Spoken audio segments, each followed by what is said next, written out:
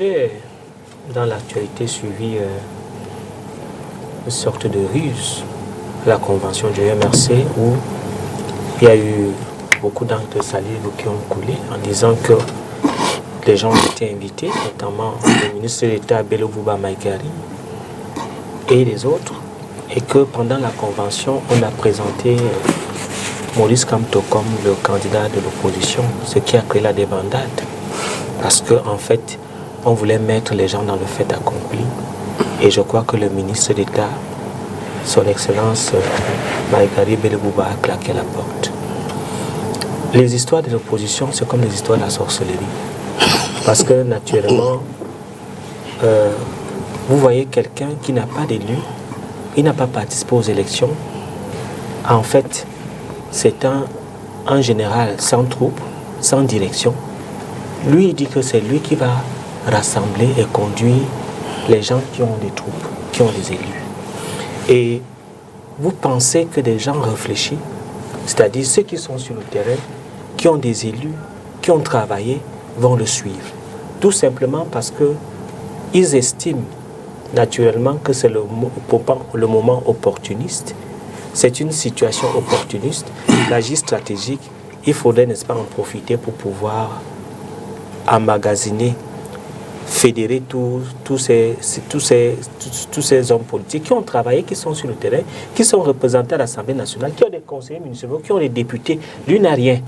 Mais il dit que c'est lui qui va conduire les autres qui ont travaillé. Je trouve que c'est inintelligible. C'est la première fois que je vois ça. Et ce sera même impossible. Mais je vais vous dire, et le grand frère l'a dit, la seule alliance qui a marché, c'est l'Union pour le changement. C'était dans les années 90. Après, il n'y avait plus rien. Il n'y a plus rien, pourquoi? Il faut qu'on se le dise. C'est des comptoirs. Chacun ouvre sa boutique pour pouvoir emmagasiner un certain nombre d'avantages de situations de rente.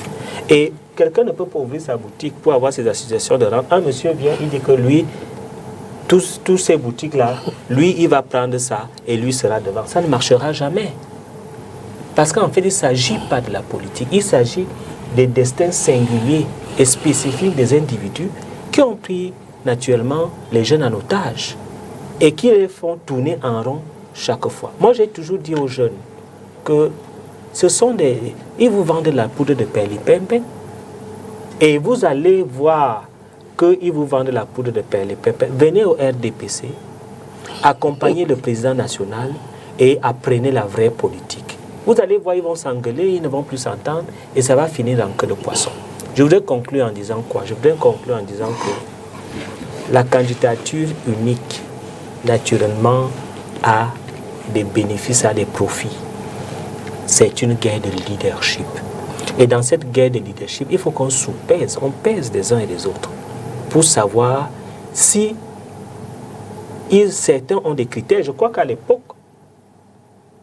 de regretter le docteur Adamou Damdjoy avait refusé de suivre Proundi pour des raisons intellectuelles. Il disait que non, il ne peut pas travailler, n'est-ce pas, avec Proundi qui n'a pas l'épaisseur intellectuelle nécessaire pour être là. La dernière fois, le MSC avait essayé, n'est-ce pas, d'attirer notamment aussi. Aussi a dit que non, ce n'est pas la bicyclette qui tire. La bicyclette qui tire le caterpillar.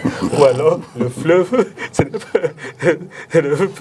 n'est pas le fleuve, ce n'est pas l'océan qui va vers le fleuve. Vous voyez, c'est un capharnaüm indescriptible et je crois que c'est un non-événement. C'est un non-événement parce qu'il n'y aura rien.